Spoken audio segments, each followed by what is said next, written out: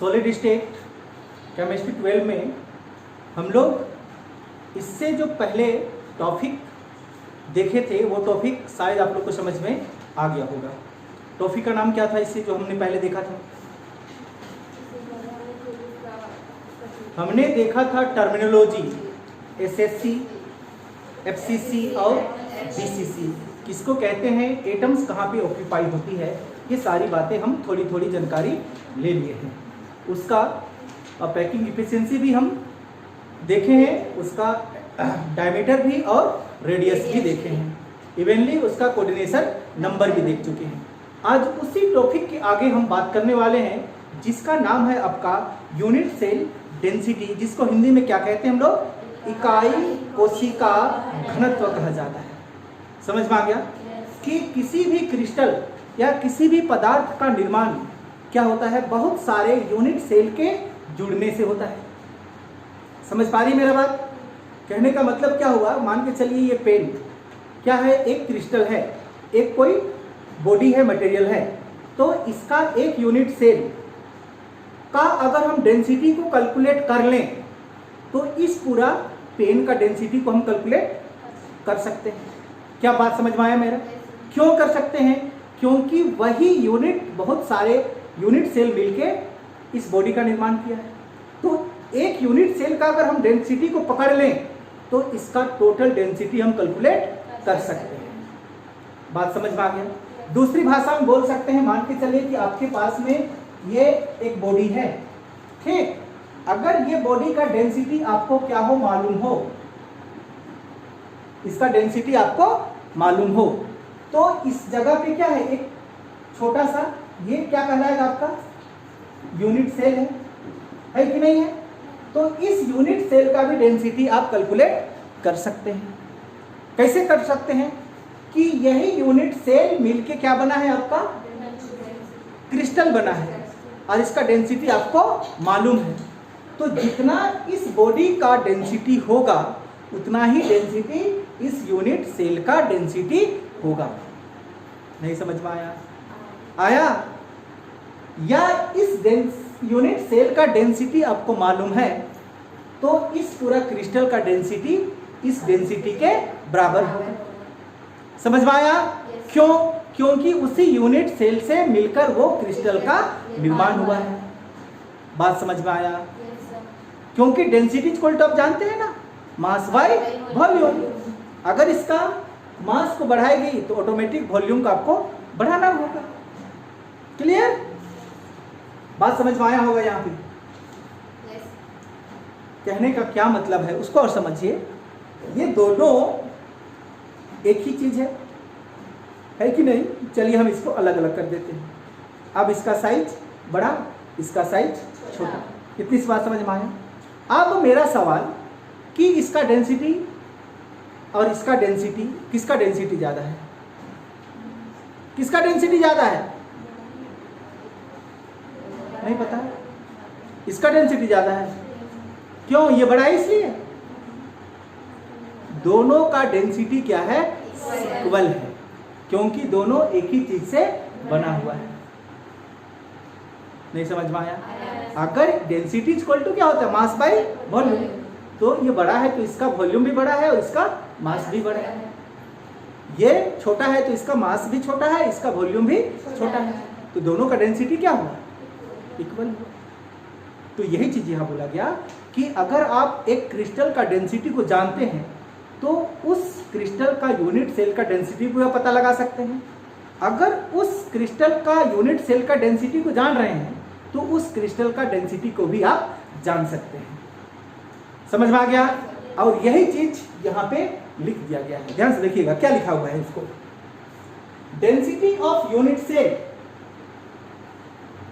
Of any crystal, किसी crystal का एक यूनिट सेल का density is equal density of that crystal, उसके क्रिस्टल के डेंसिटी के बराबर होता है। यह लिखा गया है। समझ में आ गया? If find the density of unit cell, अगर आप उस क्रिस्टल का यूनिट सेल का डेंसिटी क्या कर लेते हैं, फाइंड कर लेते हैं, then also can be calculated their atomic radius, atomic mass etcetera. तो इस तरह से उस क्रिस्टल का आप एटॉमिक रेडियस, एटॉमिक मास भी कैलकुलेट कर सकते हैं। बात समझ में आया? किसी एक को पकड़ना है आपको, समझ में आया? यहाँ पे सिंपल भाषा में और समझा देते हैं। आप चावल बनाई है ना, जब चावल बनाई है, जब चावल पक गया होगा तो आप सब चावल को दबाते हैं क्या? पका के नहीं बोलते, काय को दबाते हैं? एक को दबाते हैं, पता चल जाता है कि सब चावल पक गया है। हाँ? कैसे चलता है? क्योंकि उसी चावल का सब अलग अलग पार्ट वही चावल है, एक पका मतलब सब पका। तो ये यहाँ पे कोई क्रिस्टल बना है तो किससे मिलकर बना हुआ है? यूनिट सेल से बनकर बना हुआ है। तो यूनिट सेल के बारे में आपको सब जानकारी मिल गया, तो क्या क्रिस्टल के बारे में जानकारी नहीं मिलेगी? बात समझ में आया? और यही बातें यहाँ पे लिख दिया गया है, आप समझ में आ गया होगा। ठीक, चलिए ध्यान दीजिएगा। Therefore, density is equal to mass by volume। अब जानते हैं mass by volume। ठीक, समझिएगा पॉइंट को। Density equal to mass by volume. अगर density equal to mass by volume हुआ तो unit cell density equal to क्या होगा? Unit cell density equal to क्या होगा? एक बार फिर से समझेगी। Density equal to mass by volume, तो सिर्फ यहां पे क्या लिखा हुआ है? यूनिट सेल डेंसिटी, तो वही है। तो unit cell density equal to क्या होगा? Unit cell mass by unit cell volume होगा। नहीं है ये चीज? समझ पाई? डाउट है? Equation number first clear? ध्यान समझिएगा। Mass of unit cell, mass of unit cell, ये आपका यूनिट सेल है कि नहीं? तो इसका कितना मास, जल्दी बताइए।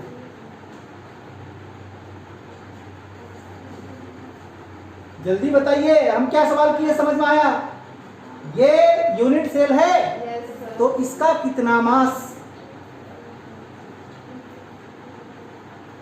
कैसे निकालते हैं मास ऑफ यूनिट सेल?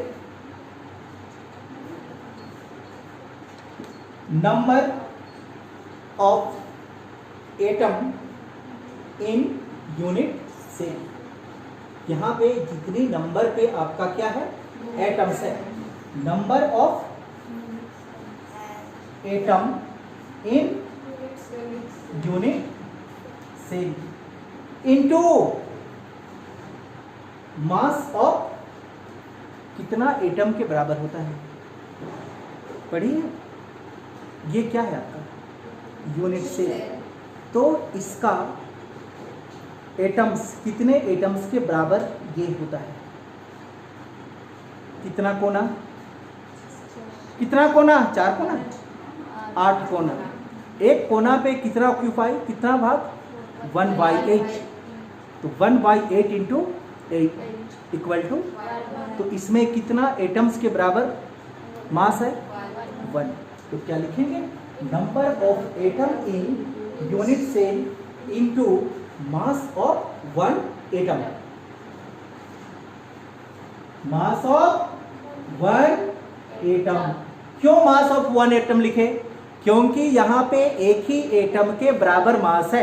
आपने कैलकुलेट कर लिया है? याद आया कुछ? निकाले हैं यूनिट सेल का? कोना पे जब भी रहे हमारा एटम तो उसका 8वां भाग ऑक्यूपाई होता है। 8 कोना है तो 1/8 इंटू 8, तो कितना एटम्स के बराबर? ये लिखा हुआ है mass of one atom. Doubt है? इसको आप जेड से रिप्रेजेंट कर देंगे, number of atom in unit cell, इसको रिप्रेजेंट किससे करेंगे? जेड से। ठीक, क्लियर? ये हो गया आपका इक्वेशन नंबर सेकंड। चलिए ध्यान दीजिएगा,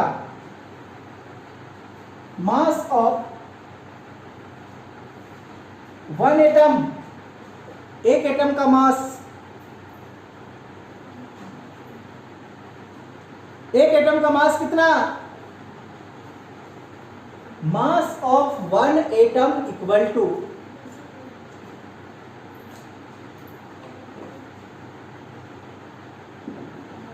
एवोगाड्रोस नंबर। जितना एवोगाड्रोस नंबर होता है उतना ही एक एटम का मास होता है। रिप्रेजेंट करते हैं किससे इसको?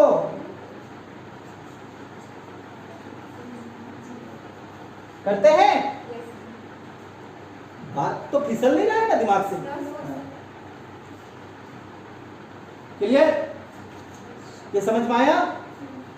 आप ध्यान से देखिएगा, mass of one atom, mass of one atom हमको निकालना क्या है? Mass of unit cell. Mass of unit cell निकालने के लिए हमको क्या निकालना होगा? पहले हम इसको कुछ इस तरह से समझ लें।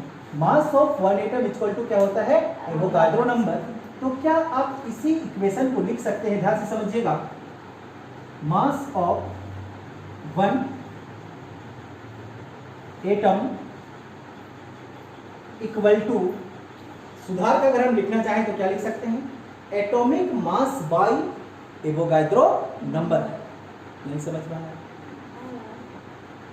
Mass of one atom equal to atomic mass by Avogadro number. समझाते हैं यहां,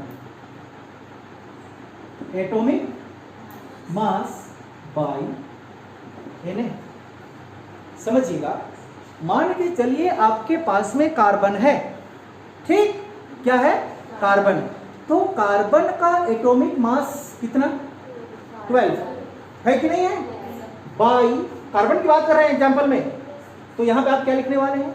12। एटॉमिक मास कार्बन का 12 भी होगा, बाई एन है, एवोगाड्रो नंबर डालेंगे और उसको अगर आप डिवाइड कर देते हैं तो कार्बन का क्या निकल जाएगा?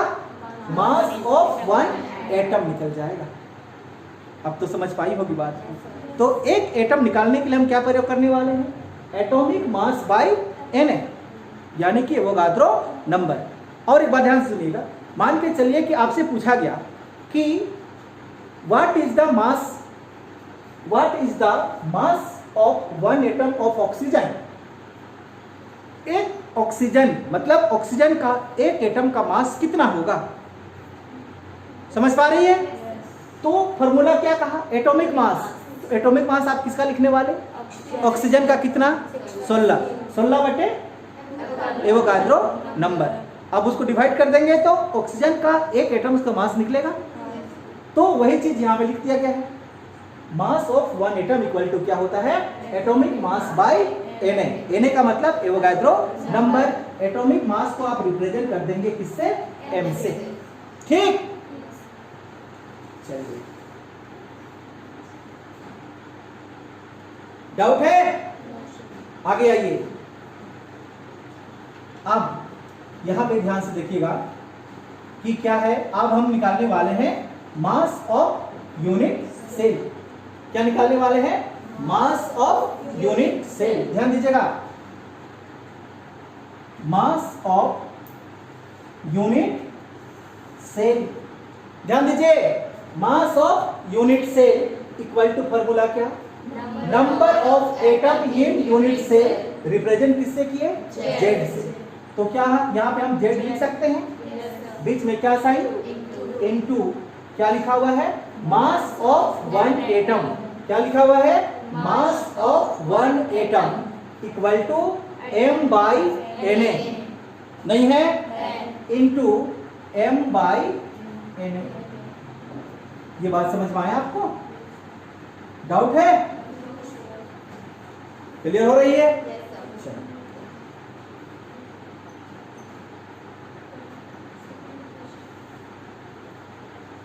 इसको लगाइएगा equation number 3।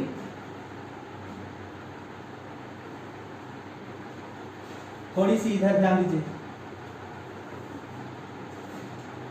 Volume of cubic unit cell, क्या? Volume of cubic unit cell equal to length into breadth into height. Cube, cube बोल रहे हैं ना? Yes.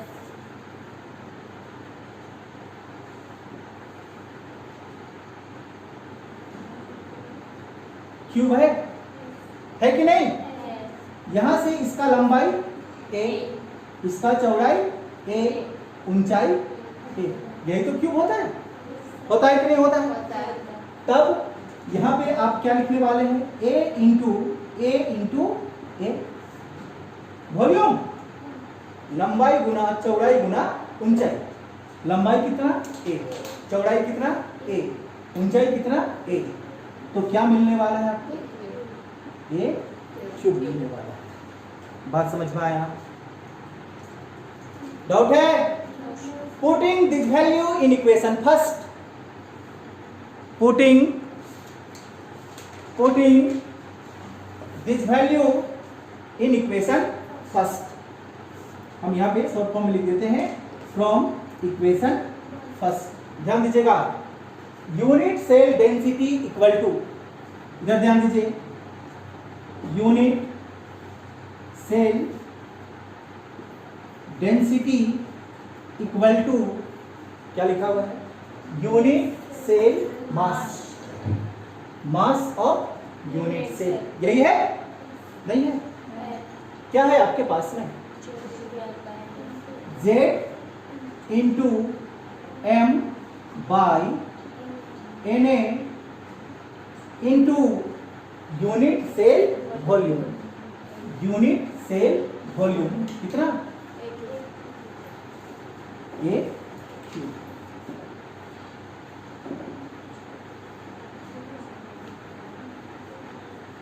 डाउट है? डाउट? इसका यूनिट लिख लीजिए, इसका यूनिट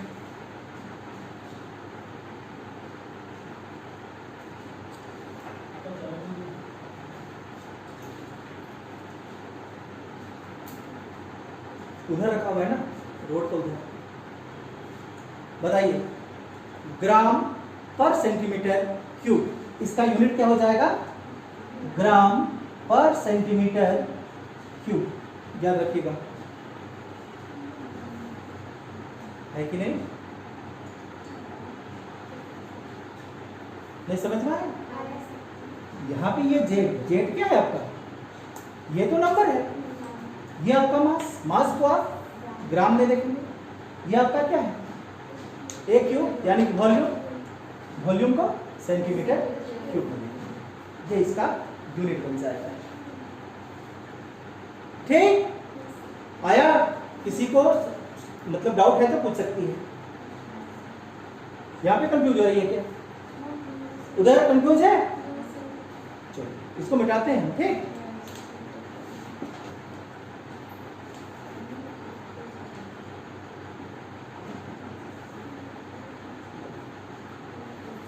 यूनिट कन्वर्जन याद रखिएगा, यूनिट कन्वर्जन।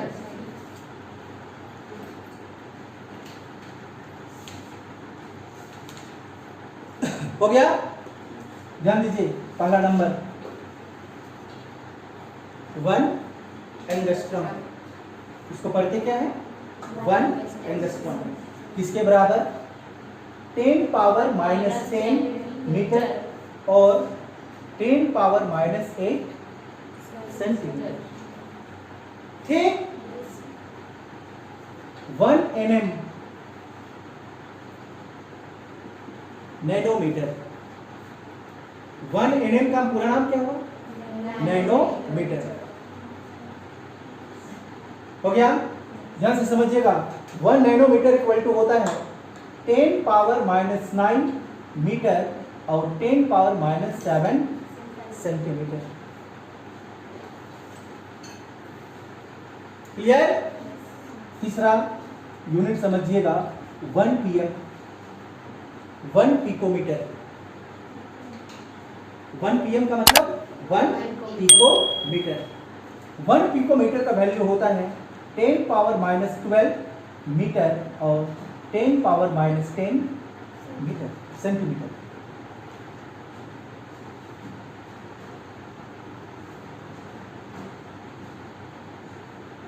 हो गया?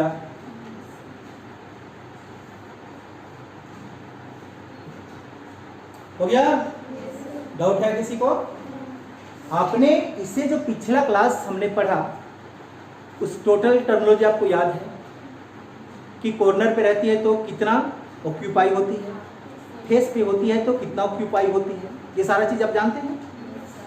एससीसी के लिए कितने एटम्स के बराबर उसमें हमारा मास होता है ये आप जानते हैं। एससीसी के लिए जानते हैं ना, कितना? 1। एफसीसी के लिए भी जानते होंगे 4, है कि नहीं? बीसीसी के लिए भी जानते होंगे, कितना? बीसीसी का कितना? 2। याद है? सारा चीज याद है ना, डाउट नहीं है? तो चलिए हम लोग चलते हैं अब न्यूमेरिकल्स क्वेश्चन के लिए। ये क्वेश्चन आपके एग्जाम की दृष्टिकोण से, चाहे स्टेट बोर्ड हो या सीबीएसई हो, दोनों के लिए बहुत ही क्या है, इंपॉर्टेंट है। ठीक, तो चलिए क्वेश्चन सॉल्व करते हैं। चलिए क्वेश्चन को पहले समझिए। Any metal atom of atomic mass 60, कोई हमारे पास में क्या है, धातु का परमाणु है जिसका परमाणु भार कितना है, 60 है, और उसका स्ट्रक्चर क्या है, एफसीसी स्ट्रक्चर है। And their unit cell length is 400 pm, उसका जो कोर होता है ना, कोर, उसकी लंबाई कितना है, 400 पिकोमीटर है, तो उसका डेंसिटी क्या होगा। ठीक, तो चलिए बनाते हैं क्या होगा। ध्यान दीजिएगा इधर, गिवन दैट क्या क्या दिया हुआ है, सबसे पहले बताइए। गिवन दैट एम क्या है, 60 दिया हुआ है। कैसा स्ट्रक्चर, एफसीसी है। एफसीसी नंबर ऑफ एटम कितना होता है एफसीसी में, 4। ये चीज जानते हैं आप, जिसको हम किससे रिप्रेजेंट किए हैं, जेड से। ठीक, आगे ध्यान दीजिए। कोर लेंथ रिप्रेजेंट किससे करते हैं, याद आया कुछ? ए को किसके लिए, कोर लेंथ के लिए, डी को डायमीटर के लिए, और आर को रेडियस के लिए हम लिख चुके हैं। याद आया कुछ? कितना दिया हुआ है, 400 पिकोमीटर। 1 पिकोमीटर इक्वल टू कितना, 10 पावर हाँ, तो कन्वर्ट कर दो।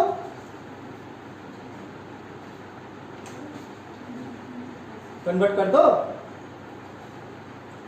दोनों में कन्वर्ट कर दो, क्या दिक्कत है? मीटर में भी कर दो, सेंटीमीटर में भी कर दो, तुम लोग का जो मर्जी है।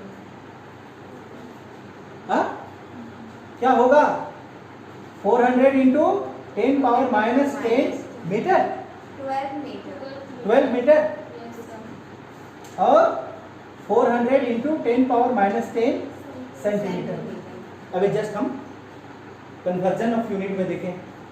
ठीक, यहां पे हम रो लेते हैं, डी में कंफ्यूज हो जाएगी, यहां पे क्या ले लेते हैं, रो। रो का मतलब डेंसिटी। डेंसिटी हमको क्या करना है, ठीक। या आप चाहें तो आपके समझने के लिए आप डी भी ले सकते हैं, डी फॉर डेंसिटी या रो फॉर डेंसिटी, दोनों की चीज समझेंगे। ठीक, चलिए फॉर्मूला बताइए, डेंसिटी निकालने का फॉर्मूला नहीं पता?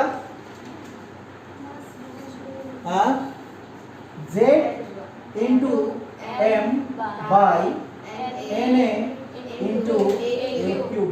अभी तो जस्ट निकाली है, वैल्यू डालो ना।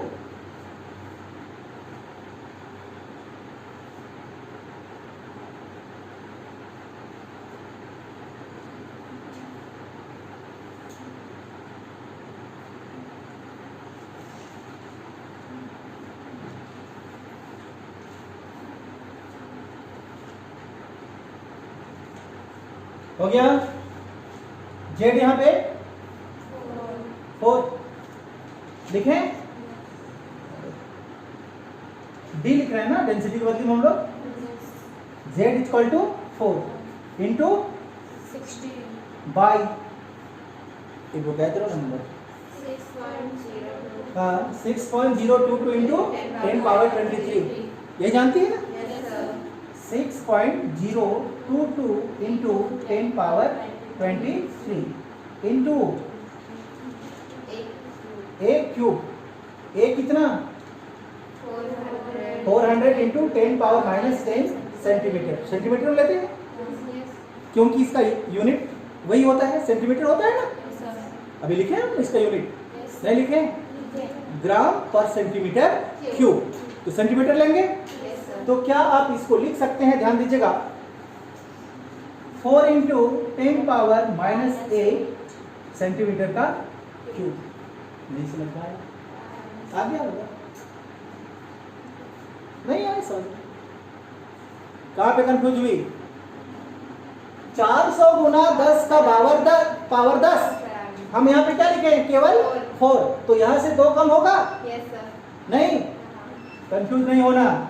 4 इंटू 10 पावर माइनस 8 सेंटीमीटर भी तो होगा। ये 400 है, ये 4 है। देखो समझ पा रही है? अब क्या करेंगे? चलिए निकालते हैं।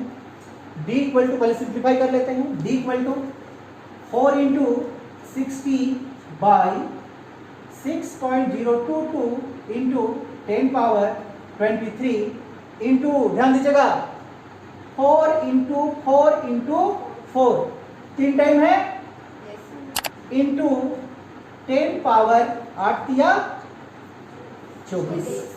सही है? समझ पाई?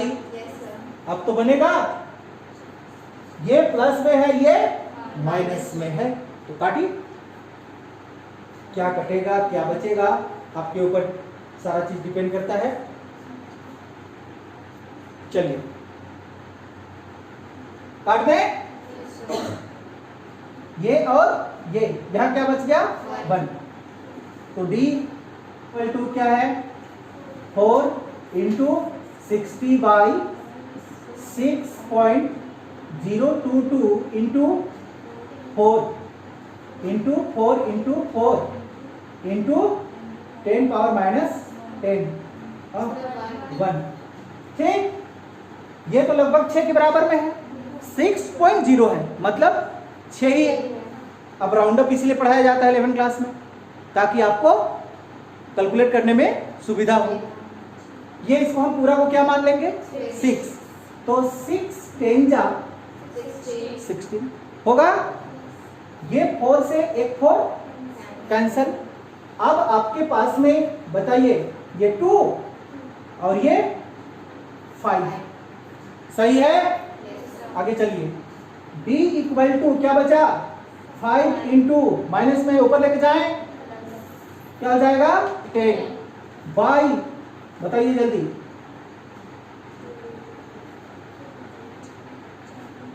नहीं समझ में आया? आया। और काटे, कट तो जाएगा।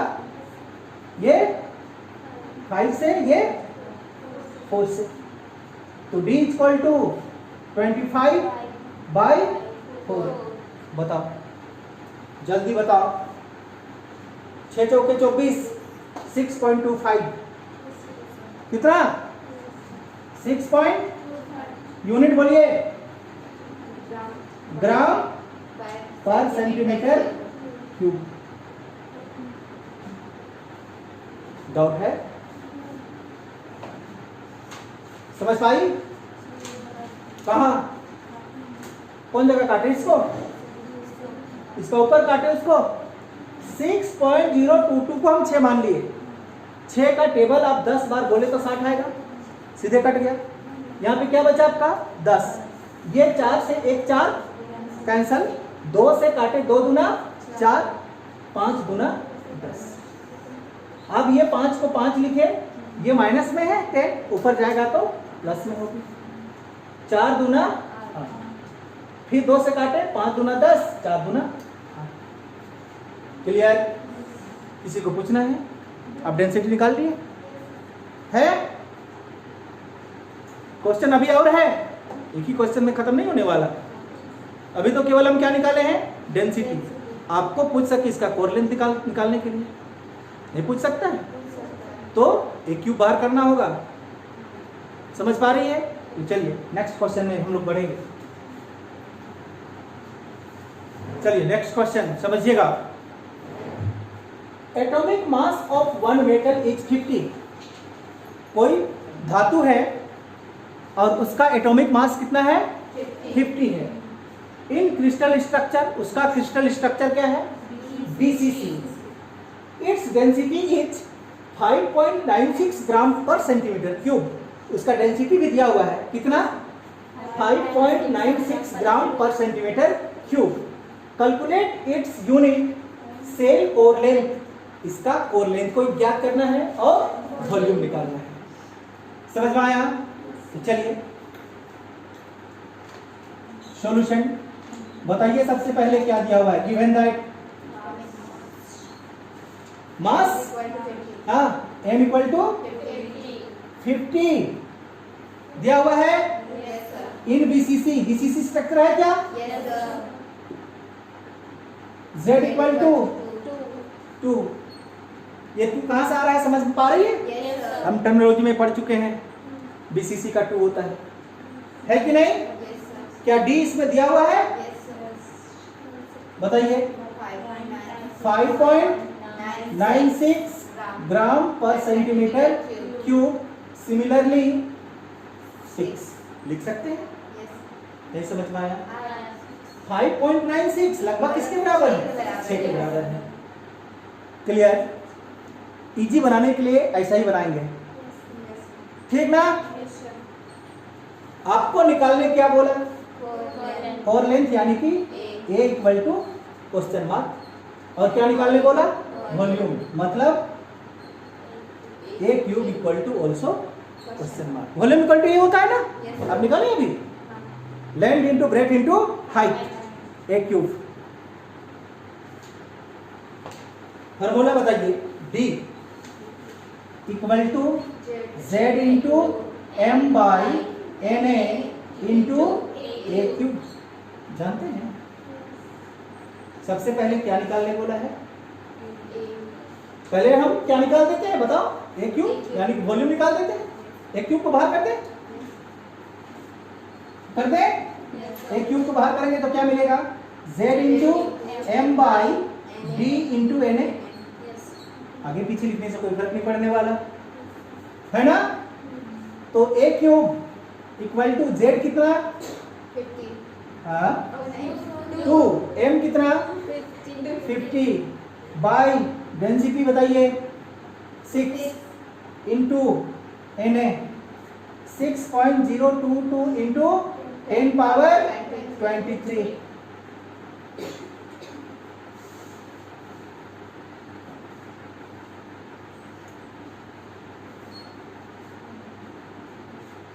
चलिए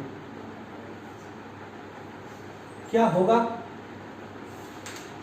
बताओ जल्दी। काट देते हैं ना? ये किससे कटेगा? 2 3 जा 6, ठीक। फिर और 2 से काट देते हैं 3, और ये कितना हो जाएगा? 25। अब तो नहीं कटने वाला है, कटेगा क्या?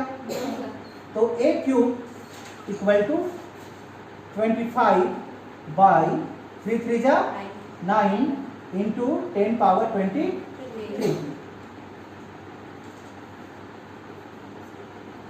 भाग दीजिए जल्दी।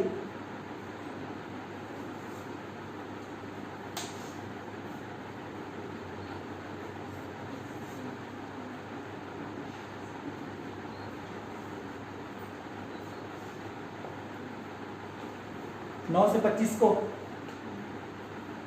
2.77 आएगा शायद। कितना आएगा? 2.77 यही आएगा। भाग देने जा तो है काहे नहीं देती है भाग। कितना आया? 2.77 इंटू नीचे प्लस में है ऊपर लेके जाए इंटू 10 पावर -23 निकलेगा क्यूब में वॉल्यूम। तो वॉल्यूम का यूनिट क्या लगने वाला? Centimetre cube. डाउट है? डाउट है? अगर आप इसको बढ़ाना चाहते हैं तो ये भी लिख सकते हैं, ध्यान दीजिएगा। ए क्यूब इक्वल टू क्या हो जाएगा? 27.7 इंटू 10 पावर -24 होगा। एक पॉइंट को हम इधर खसका दिए तो इधर एक 10 बढ़ गया। हो गया सेंटीमीटर क्यूब। डाउट है? आप चाहे इसको ले सकते हैं या इसको ले सकते हैं, कोई फर्क नहीं पड़ने वाला। चलिए अब हमारा क्या बाकी है? क्या बाकी है? वॉल्यूम निकाल लिए हम। और ले है ए क्यूब इक्वल टू ये मालूम है आपको? ये निकल गया। तो ए इक्वल टू क्या होगा?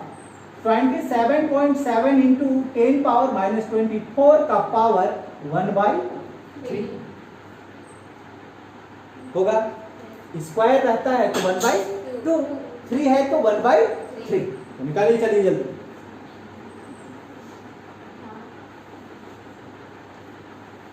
तीन का क्यूब बराबर कितना होता है? 3 का क्यूब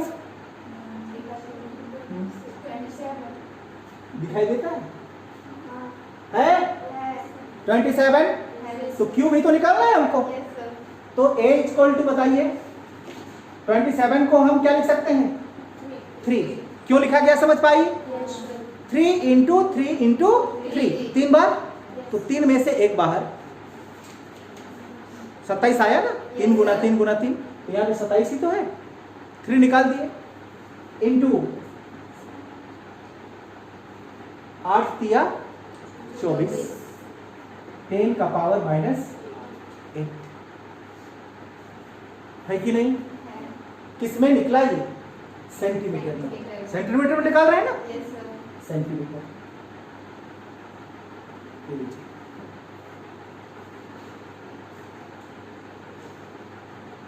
इसको चेंज कीजिए पिकोमीटर शब्द। चलिए पिकोमीटर में चेंज कीजिए।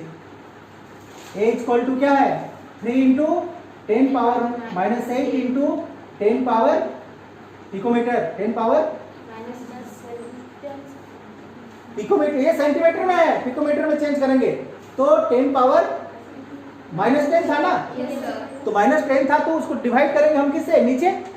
नीचे से ऊपर ले जाए तो क्या हम इधर जगह 10 लिख सकते हैं? डाउट है? हम किस में चेंज किए? पिकोमीटर में। तो पिकोमीटर में चेंज करने के लिए आप इसको बाई में रखते हैं ना। तो बाई में -10 होता तो उसको ऊपर लेके गए तो प्लस हो गया। ये किस में आ गया आपका? पिकोमीटर में। काटिए इसको। कितना बचा? 2। तो ए इक्वल टू आएगा क्या? डाउट है? क्या निकल गया? अभी 2 चीज निकला, कोर लेंथ और वॉल्यूम।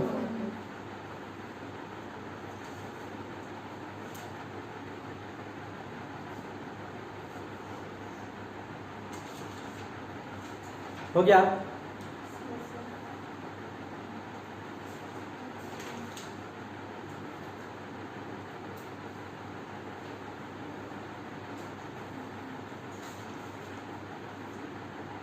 तो ये था हमारा क्या, यूनिट सेल डेंसिटी। इसमें आपको एक ही जैसा क्वेश्चन नहीं पूछा जाएगा, इसमें आपका कोर लेंथ पूछा जाएगा, आपका वॉल्यूम पूछा जाएगा, हो सके तो आपका रेडियस भी पूछा जाएगा। समझ पा रही है? रेडियस निकालने का फॉर्मूला हम जान चुके हैं, याद आ रहा है कुछ? नहीं? डी पता है ना, डी निकालने का फॉर्मूला, बीसीसी का डी निकालने का फॉर्मूला क्या होता है बताइए जल्दी। बीसीसी का डी निकालने का फॉर्मूला A/2। तो ए आपको पता चल गया ना, ए पता चल गया, √3 आपके पास में है, 2 है आपके पास में, D = 2R होता है कि नहीं होता है? तो क्या रेडियस आप निकाल पाएंगे? नहीं निकलेगा? इसी में जोड़ सकता है क्वेश्चन, याद रखना, इसका डायमीटर या रेडियस, फॉर्मूला आपको याद होना चाहिए।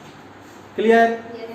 तो केमिस्ट्री का क्लास भी हम लोग यहीं पे आज क्या कर देते हैं, समाप्त कर देते हैं। कल और 2-4 न्यूमेरिकल क्वेश्चन लगाएंगे, उसके बाद हम नेक्स्ट टॉपिक में जाएंगे। ठीक?